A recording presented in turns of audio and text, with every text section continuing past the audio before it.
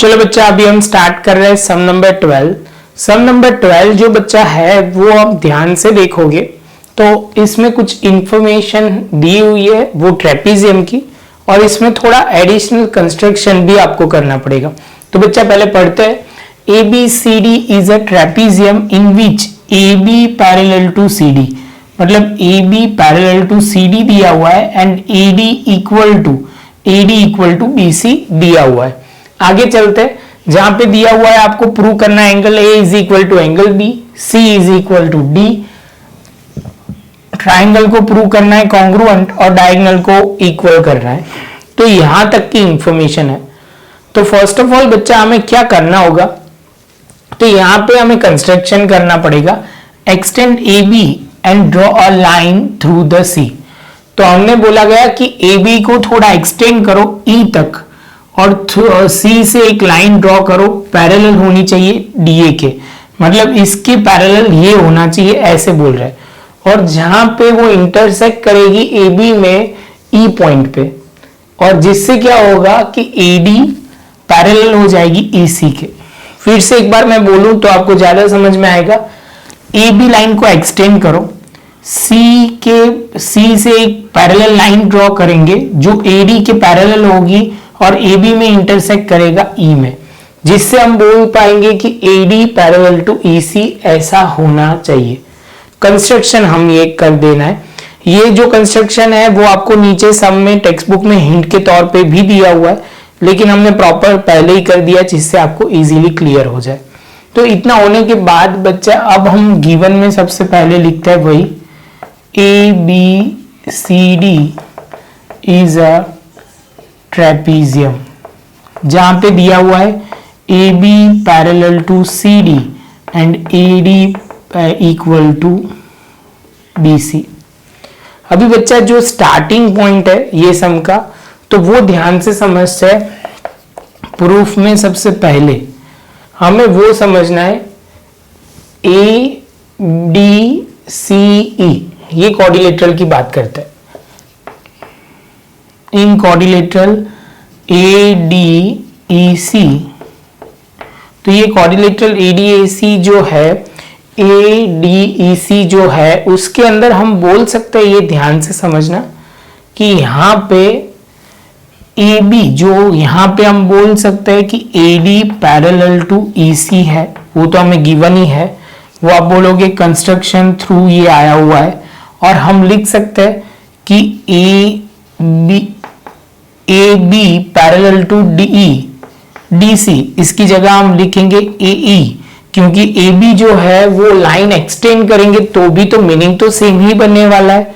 तो हमने लिखा BE पैरेलल टू DC। तो ये कैसे आ गया, तो आप बोलोगे सर ये जो है वो गिवन है और ये एक्सटेंड किया, इतना हम बोल सकते हैं। तो आप बोलोगे सर हमारे काम के तो दो चीज हुई यहां से, ये जो ऑपोजिट दोनों साइड है वो क्या हो गई, पैरेलल हो रही है। तो हम क्या बोल सकते हैं, ADEC इज अ पैरेललोग्राम। इतना होने के बाद बच्चा हम क्या कर सकते हैं, जैसे ये पैरेललोग्राम प्रूव हो जाता है, अब ध्यान से समझना, एक एक लॉजिक हम अप्लाई करना शुरू करते हैं। हम लिख सकते हैं कि AD जो है वो EC के इक्वल होगा। क्यों, लॉजिक बहुत सिंपल है, in parallelogram opposite side are equal. तो हम लिख देंगे in parallelogram opposite side are equal, वो भी लिख सकते हैं। और दूसरा AD इज इक्वल टू हम BC भी लिख सकते हैं। तो आप बोलोगे सर ये कहां से आया, तो ये गिवन है, सब में दिया हुआ है यहाँ पे AD is equal to BC। तो जिसका मतलब ये हुआ बच्चा कि हम ध्यान से बोले तो EC is equal to BE, EC is equal to, तो बच्चा ये जो है ये दोनों क्या होंगे, इक्वल हो जाएंगे। क्या हो जाएंगे, दोनों साइड इक्वल हो जाएंगे, तो ऑपोजिट साइड भी क्या हो जाएगी, इक्वल हो जाएगी। तो हम लिख सकते हैं यहाँ पे ये वाला एंगल और ये वाला एंगल इक्वल होगा। इसको भी हम x ले लेते हैं और इसको भी x ले लेते हैं, तो समझने में बहुत इजी हो जाएगा। तो हमने लिखना शुरू करते हैं C B E is equal to B E C. Clear है बच्चा? Is equal to x. तो ये हमें आगे काम में आएगा, वो हम तब लिख लेंगे। जब भी आपको लिखना है तो ये लिख सकते हो। पहले तो ये इक्वल वाला पोर्शन लिख लेते हैं। क्यों ये ऐसे इक्वल किया? तो आप बोलोगे when opposite side of a triangle are equal then opposite angle is also equal. तो बच्चा ये तो हमने लिख दिया। जैसे ये लिखते हैं तो इसका मतलब अभी हमें थोड़ा फायदा क्या मिल सकता है, हमें ये पता है ए डी सी ई वो क्या है। तो आप बोलोगे सर पैरेललोग्राम हमने आगे ही प्रूव किया। तो हम बोल सकते हैं कि हम यहाँ पे angle A plus angle E को हम लेंगे x।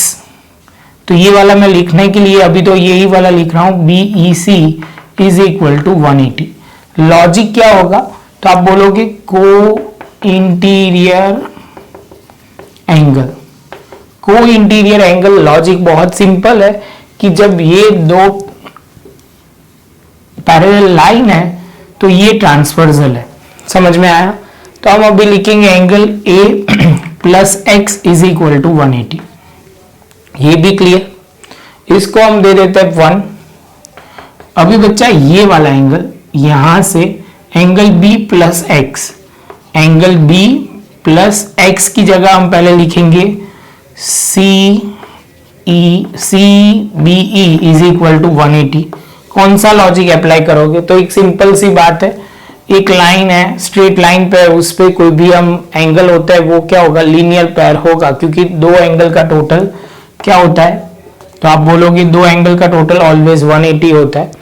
तो आप बोलोगे सर यहाँ पे b और यहाँ पे x इज इक्वल टू 180 और इसको हमने दे दिया 2।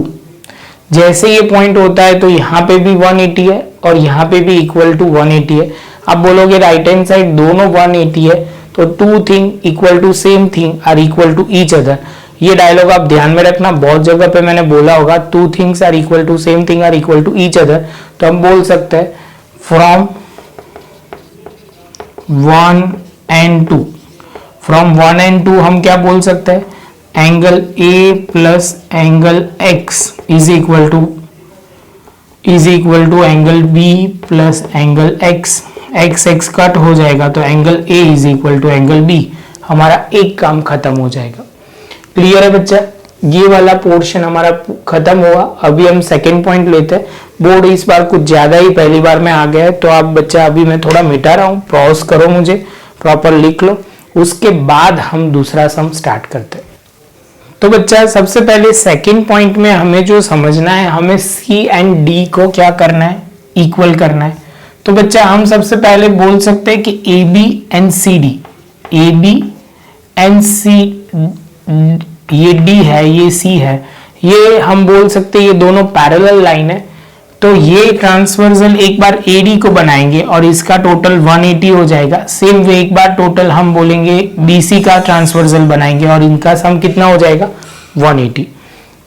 तो बच्चा शुरू करते हैं। Angle A plus angle D is equal to 180। Logic क्या लिखोगे? बहुत बच्चे को बहुत प्रॉपर लिखना है तो लिख सकते हो A B parallel to C D and transversal is AD, और लिखेंगे को इंटीरियर एंगल। सेम वे बच्चा आप बोलोगे सर यहाँ पे angle B plus angle C, angle B plus angle C is equal to 180। यहां तक क्लियर है बच्चा? जैसे ये पॉइंट कंप्लीट होता है तो हम यहाँ पे बोल सकते हैं कि फ्रॉम, इसको ले लेते हैं 3 और इसको 4, फ्रॉम 3 and 4, तो हम लिखेंगे angle A plus angle D, क्योंकि ये two things equal to same thing are equal to each other, और यहाँ पे हम लिखेंगे बी प्लस सी। अभी बच्चा हमें ये पता है कि angle A is equal to angle B, हमने पहले ही प्रूव कर दिया है। तो एंगल ए की जगह हम लिखेंगे बी, ये डी, एंगल बी और एंगल सी, तो ये बी बी कट हो जाएगा तो angle D is equal to angle C हो जाएगा, जो हमारा क्लियर हो जाएगा। यहाँ पे लिखेंगे angle A is equal to angle B, वो हमने पहले ही प्रूव कर दिया है। लॉजिकल समझोगे बच्चा तो बहुत प्रॉब्लम नहीं आएगी, या थोड़ा प्रैक्टिस से आ जाएगा, बस वो थोड़ी प्रैक्टिस करनी पड़ेगी तब जाके आपको क्लियर हो जाएगा एकदम परफेक्ट। थर्ड की बात करते हैं बच्चा। थर्ड में क्या दिया हुआ है, ट्राइंगल बात करें ए बी सी, और यहाँ पे ए बी सी, तो इसके लिए आपको कंस्ट्रक्शन करना पड़ेगा, कंस्ट्रक्ट ए सी और बी ए डी, तो ये दूसरा construct A C and B D. तो ये हमारे डायगोनल हमें ड्रॉ करने पड़ेंगे और इसको हमें कॉन्ग्रुएंट प्रूव करना है। तो बच्चा ये थोड़ा गायब कर देते बीच में थोड़ा, हाँ बस अब सही है।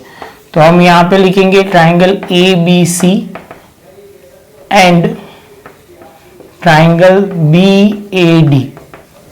दो ट्राइंगल की बात हो रही है जिसमें सबसे पहले बच्चा अब ध्यान से समझना, हमारे पास बहुत कुछ है भी सही, तो हम इजीली सॉल्व कर पाएंगे। तो बच्चा सबसे पहले आपको ध्यान में क्या रखना है, क्या दिख रहा है, तो आप बोलोगे सर इसमें भी ए बी और इसमें भी बी है, तो आप बोलोगे ये दोनों का कॉमन साइड है, वो हम लिख सकते हैं कॉमन साइड, पहला पॉइंट। दूसरा हम क्या लिख सकते हैं, तो ध्यान से देखो, इसमें एंगल बी और एंगल ए, ये ट्राइंगल में पूरा ए बी सी ए बी सी वाले ट्राइंगल में एंगल बी आ रहा है और यहाँ पे बी ए डी, तो ये ट्राइंगल में ए आ रहा है। तो आप बोलोगे यहाँ पे जो एंगल बी है वो एंगल ए के इक्वल है, बी ए सी, तो सही लिखा हुआ है या गलत लिखा, तो आप बोलोगे सर आगे पीछे लिख दिया, पहले ए बी सी, तो ए बी सी में एंगल बी है वो एंगल ए के इक्वल होगा। आप बोलोगे कहां से आया, तो आप बोलोगे सर सिंपल सी बात है, प्रूव अबो।